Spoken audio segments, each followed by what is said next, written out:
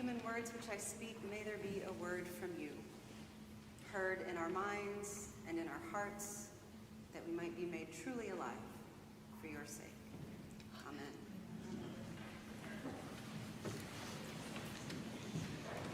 Well, though we've been in Luke for weeks and weeks now in the lectionary, I could not pass up the chance this week to talk about Jacob. This is such a great story. Jacob's reputation precedes him, doesn't it? And not necessarily in a good way. This is Jacob who bought his brother's birthright for a bowl of stew, who cheated Esau out of their father's blessing. Unscrupulous is one word that comes to mind. And when we meet him today, he is on his way to see his brother, and I have to imagine he's uneasy about it. And he knows what he's done, right? And he knows that Esau doesn't have much reason to be merciful. And now he hears that Esau is making his way to meet him, accompanied by an army of 400. So, panicked, perhaps, Jacob sends gift after extravagant gift ahead of him, whole herds of animals, multiple herds, to soften Esau up, he hopes. Right? And now finally, on the night before he's to meet this brother that he has wronged so badly, his own twin, now he's sent his family across the river safely, and Jacob is all alone in the dark with, I imagine, his thoughts and his guilt, his fear, anxiety. See, Jacob has gotten his, right, through dubious means, but he is now a rich and successful man by all accounts. And finally, he's on his way back home. And he's been away a long time, avoiding the brother he cheated, not altogether tormented by his misdeeds, as far as we can tell. He's done pretty well for himself, right? And turns out, you've seen it, I've seen it, dishonesty can get you pretty far, right? So long as we're able to ignore that little inner voice. But I think for most people, that inner voice does eventually catch up with us. And so I imagine Jacob there on that night, alone in the dark, anxious about the next day, wondering what things will be like between him and his brother who, last they spoke, vowed to kill him. Wondering maybe how he ended up here, what the future holds, who he even is these days, if he ever knew in the first place. It's alone in the dark, isn't it, that those doubts and fears that we've managed to keep at bay all day come knocking, right? And on the darkest and loneliest and most anxious of nights, maybe all of those questions and insecurities that we've pushed down for weeks, months, years, maybe our whole lives. Those things that we just don't want to look at, the parts of ourselves we'd rather keep hidden even from ourselves, they can find a way in the dark to invade our fragile, hard-won peace of mind. So this is where I imagine Jacob to be when he is pounced upon in the night by a man, an angel. It depends on the translation we're reading, but we're to understand that this is, in some form or fashion, God or God's representative, right?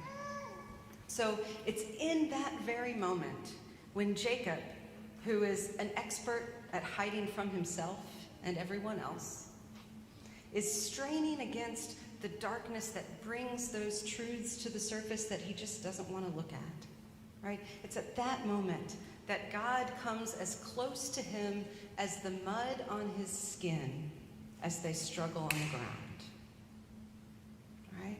Which is to say, so very close that there is absolutely nowhere to hide. And if that makes your chest tighten up, I can tell you you're not alone.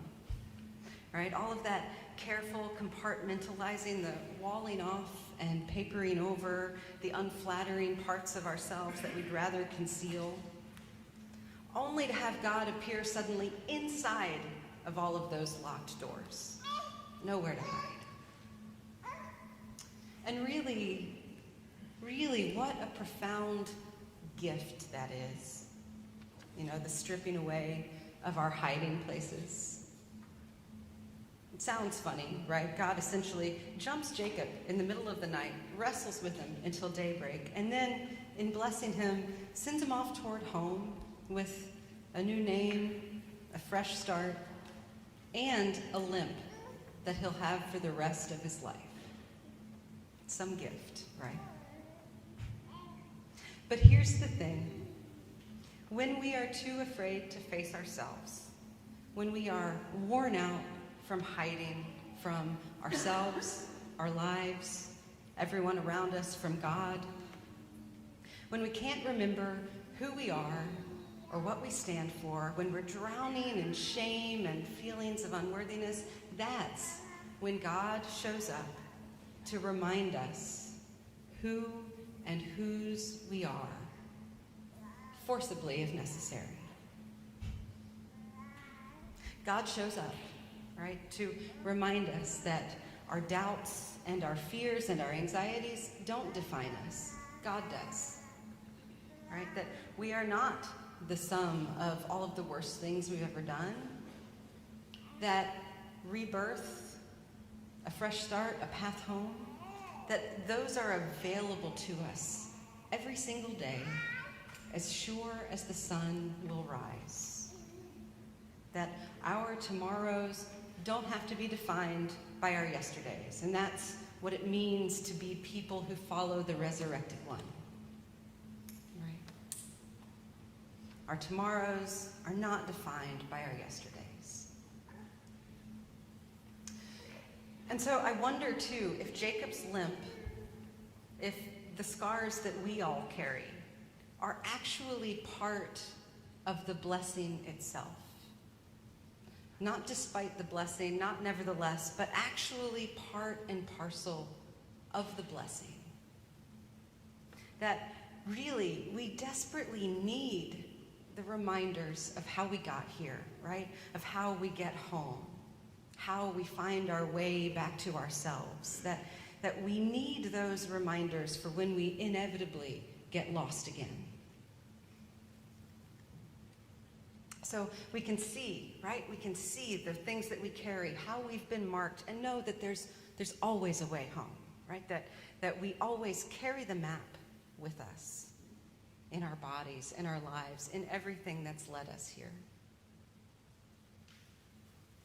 And so to get home, it seems to me, is always about vulnerability, right? About facing those failures, those shortcomings, those wounds, facing the brother we wronged or the busyness we keep to avoid grief we can't shake. Our wholeness is to be found in facing those whispers that sneak up in the dark, right? Found in the revelation that, contrary to our deepest fear and loneliness, the deepest darkness, that God waits for us even and especially in those places. Maybe we're limping along after having lost a parent or a marriage or a career we thought defined us.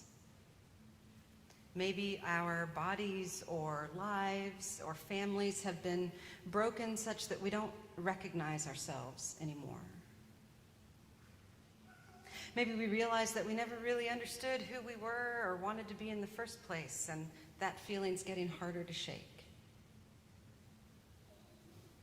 Maybe the failures and disappointments are starting to pile up, and we're not sure we're on the right path after all. We all carry wounds, don't we?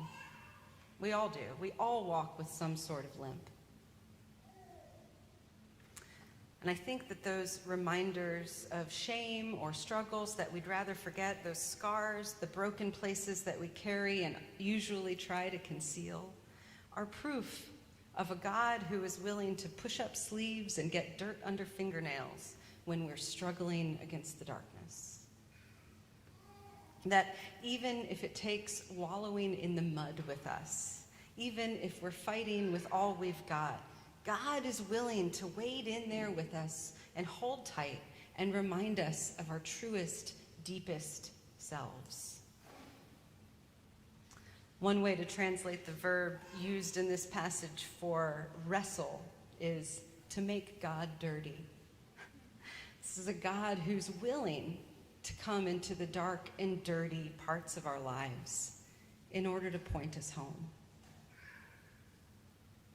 So I imagine Jacob as the sun rises, limping into the day toward his brother and toward home, knowing in a physical, embodied, sort of irrevocable way that, as Rumi wrote, the wound is the place where the light enters you.